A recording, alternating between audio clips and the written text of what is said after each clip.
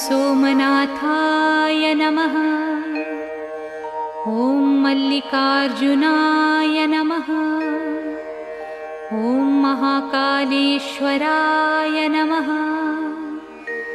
ॐ ओंकारेश्वराय नमः। ॐ वैद्यनाथाय नमः। ॐ भीमशंकराय नमः। ॐ रामेश्वराय नमः। ॐ नागेश्वराय नमः। ॐ विश्वेश्वराय नमः। ॐ त्र्यंबकेश्वराय नमः।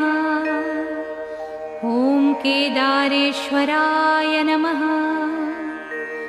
ॐ भुस्मेश्वराय नमः।